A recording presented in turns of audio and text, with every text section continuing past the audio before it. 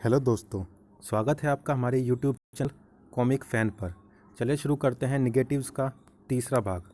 ओ ले, अगर तुम्हारी पुलिस मिलिट्री इतनी ही समझदार है तो पुलिस बैंड पर चिल्ला चिल्ला कर अपनी सुरक्षा की पोल क्यों खोल रही थी। और तो और तुम्हारे आने जाने के रास्ते और रूटीन तक को खुलेआम डिस्कस कर रहे थे। गधे गधे तो वो होते हैं जिनको चारा खिलाया जाता है। मुझे पकड़ने से कोई फ़र्क नहीं पड़ेगा, रॉकेट तो लॉन्च होकर ही रहेगा, चाहे तुम मेरी मौत का लाइव टेलीकास्ट करवा दो। आइडिया तो अच्छा है। तुम हिंदुस्तानी कुछ पागल हो क्या? खुद ही अपनी तबाही के तरीके उगलते रहते हो।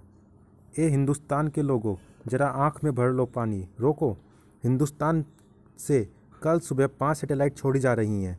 अगर वे छूटी तो उस प्रोजेक्ट के चीफ डायरेक्टर की जान भी छूट जाएगी। ओह नहीं, जिसका डर था वही हो रहा है। मुझे किसी भी तरह इन्हें ढूंढकर रोकना होगा। गुड, यह लाइव टेलीकास्ट है। मैं शायद इनका टेलीकास्ट फ्रीक्वेंसी को पकड़कर इनकी लोकेशन को जान सकूं। 1 घंटे के अंदर अगर इन सारी सैटेलाइट और रॉकेट्स को नष्ट नहीं किया गया तो वहाँ के बजाय धमाका यहाँ।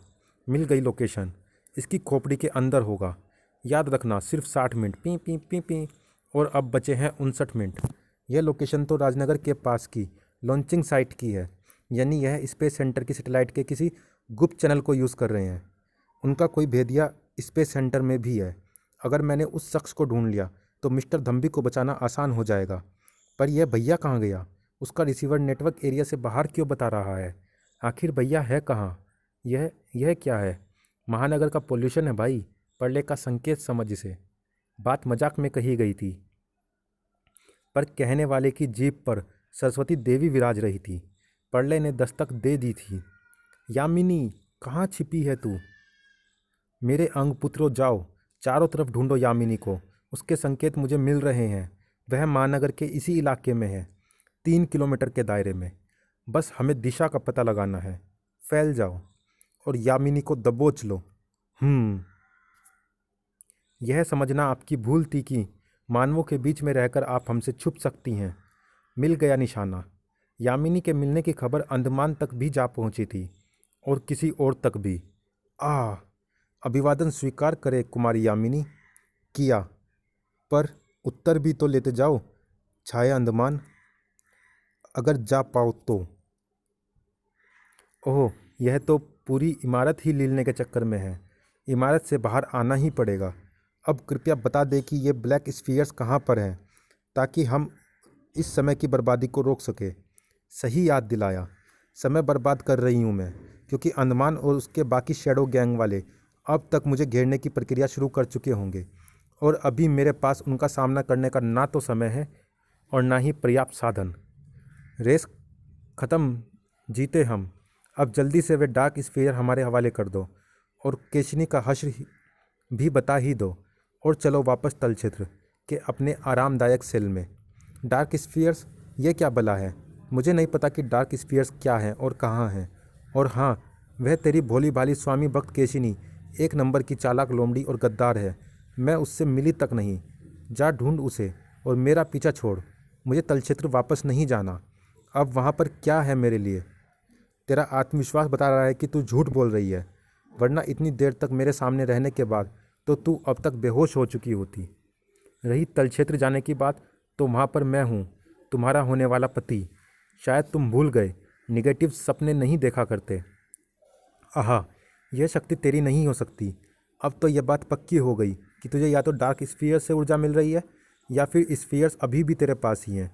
मैं अंडमान की शक्तियों से नहीं लड़ सकती। फ़िलहाल यहाँ से भागना पड़ेगा, और वह भी बिल्कुल सीधे रास्ते से। रुक जा यामिनी, अब तू मेरी नज़रों से दूर सिर्फ एक ही सूरत में जा सकती है। नहीं, अगर यह वार मुझे लगा तो। यह क्या, कोई बीच में आ गया है? पर कौन? अरे कौन है रे तू?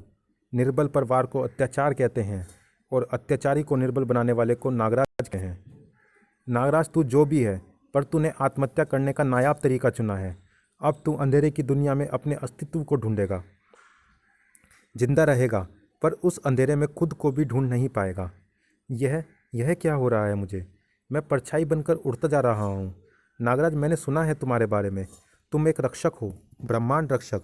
मैं तुम्हें मरने नहीं दूंगी। सोख लूंगी मैं इस वार को। सोख, सोख, यही तो चाहता हूँ मैं। अपनी अंध ऊर्जा का तुमसे स्पर्श, एक बार का स्पर्श और फिर जिंदगी भर की गुलामी। जरूर सोखूंगी। वैसे भी नागराज के अंधकार में बदलने के बाद तू कौन सा मेरा पीछा छोड़ देगा। पर ओह, नागराज कलाई से चमकते सर्प निकाल रहा है।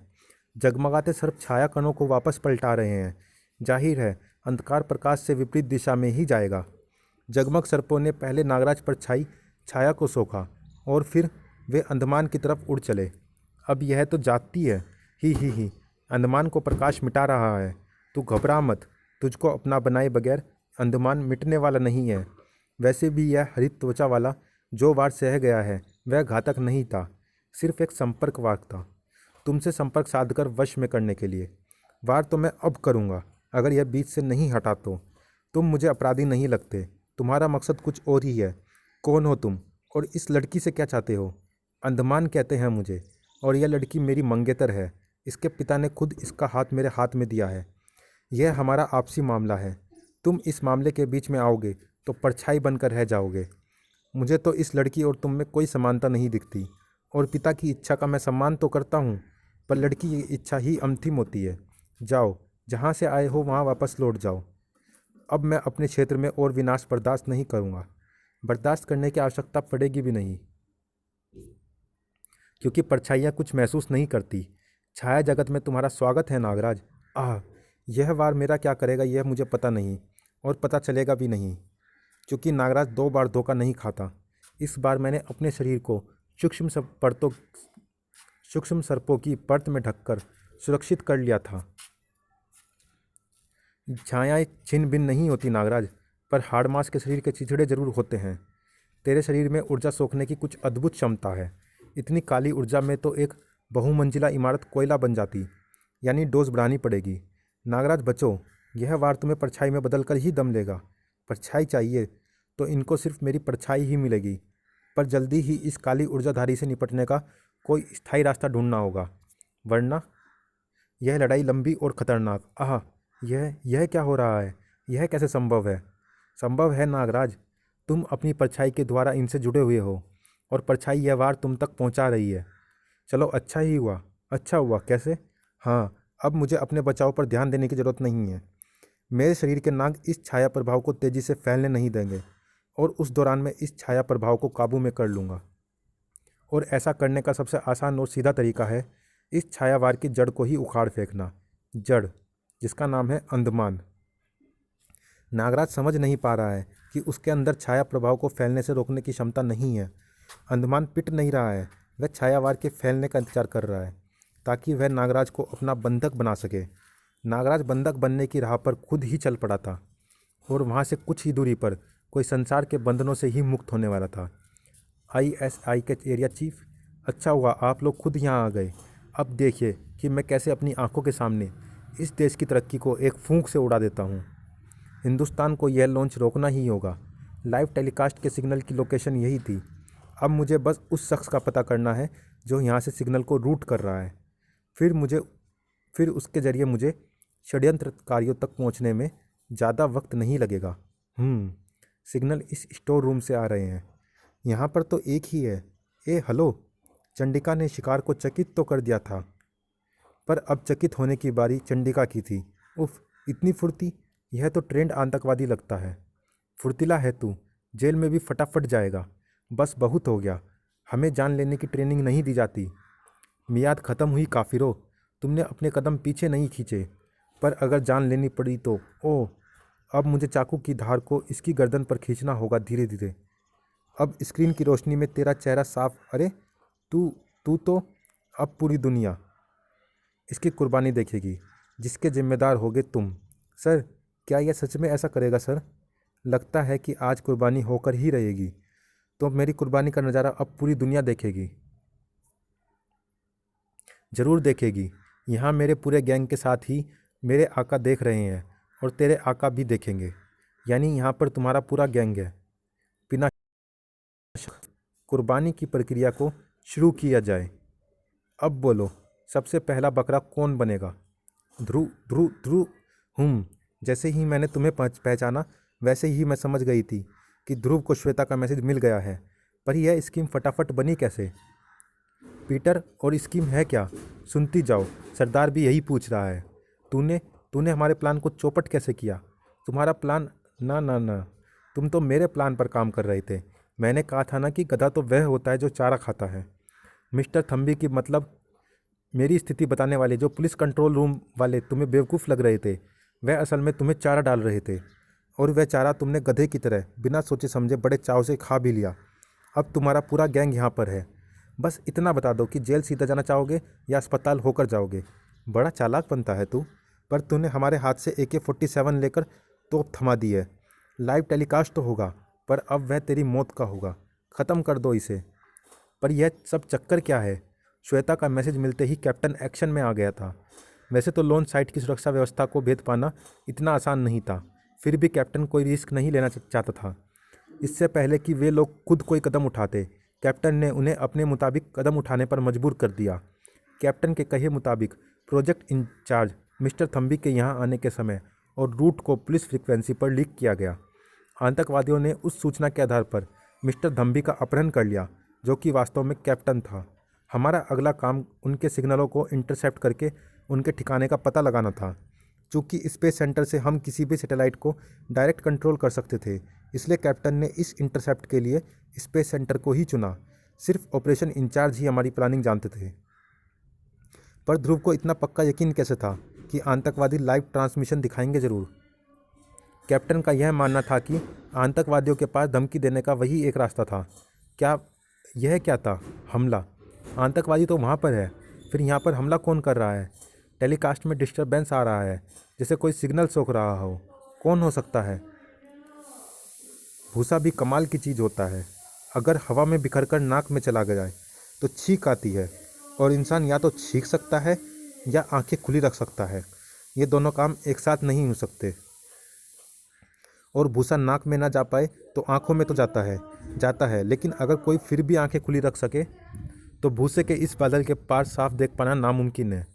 भागो, इसके पास आने से पहले ब्लैम ब्लैम ब्लैम ब्लैम हम अपनी कार तक पहुंच चुके होंगे। हुफ, मुझसे बचकर भागोगे? अरे कानून के तो सिर्फ हाथ लंबे होते हैं, पर ध्रुव के तो पैर भी लंबे हैं। बस रुक जा ध्रुव, तूने पूरा प्लान तो अच्छा बनाया, पर तू एक चूक कर गया। अपने साथ साथ बेचारे वैज्ञानिक के असिस्टेंट को पकड़वा दिया। अब या तेरा प्लान फेल होगा या इसका हार्ट फेल होगा। ओह, कुछ ना कुछ फेल तो होना ही था।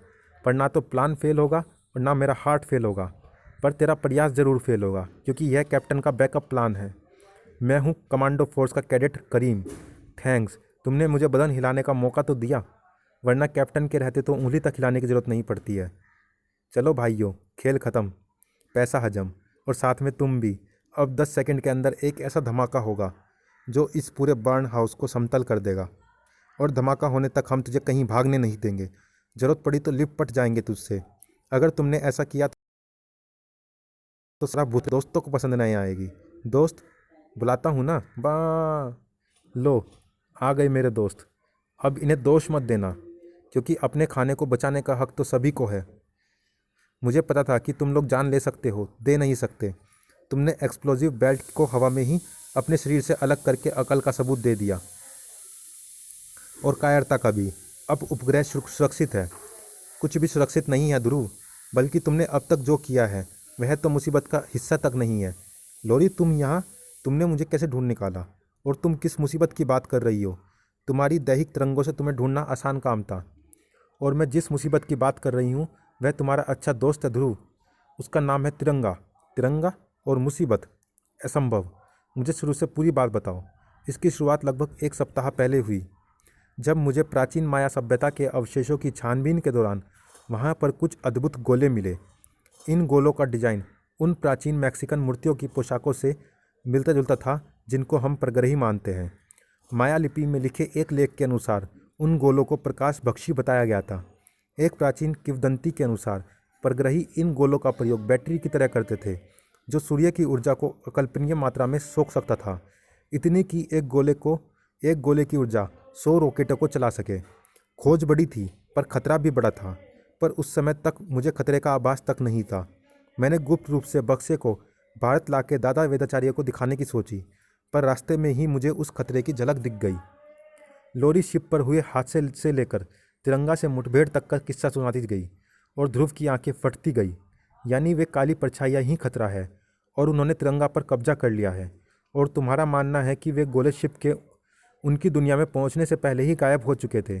शायद वे तिरंगा के माध्यम से उसी को ढूंढ रहे हैं। पर वे हैं कौन? वे अपने आप को निगेटिव्स कहते हैं। मैं उनके संपर्क में तभी आई थी जब उन्होंने शिप को कुछ मिनटों के लिए अपनी दुनिया में रखा था। और वे पूरी दुनिया को नेस्तनाबूद करने की शक्तियाँ रखते हैं। लेकिन तिरंगा के जरिए ये लोग करना क्या चाहते हैं? क्या तुम उसे भी उसकी दैहिक तरंगों से नहीं ढूंढ सकती तो पहले वहीं जाती। काली परछाइयाँ उसकी तरंगों को बाधित कर रही हैं। और तिरंगा के जरिए वे लोग क्या करना चाहते हैं, यह या तो निगेटिव जानते हैं या फिर तिरंगा, जो न जाने कहाँ किस तरह की मुसीबत खड़ी कर रहा होगा। इनको रोकना होगा चंडिका। वैसे तो गले में फंदा डालकर लटकना मरने का ज़्यादा आसान रास्ता है, पर चलो ये वैरायटी भी ट्राई कर लेते हैं। पर हम अकेले इन दो तूफानों को रोक नहीं पाएंगे। हमें मदद चाहिए होगी। सर, हम स्पेस सेंटर की सुरक्षा करने में नाकाम सिद्ध हो रहे हैं। डोगा और तिरंगा ने दानवों की तरह हमारे 22 साथी घायल कर दिए हैं। हमको और टुकड़ियाँ बुलानी होगी। आग को आग नहीं पानी बुझाता है, पर हीरे को सिर्फ हीरा ही काटता है। इनको आर्मी भी नहीं रोक सकती, पर कोई और रोक सकता है। चलिए दोस्तों, इस भाग में इतना ही। मिलते हैं इसी कॉमिक्स के अगले भाग में। तब तक के लिए धन्यवाद।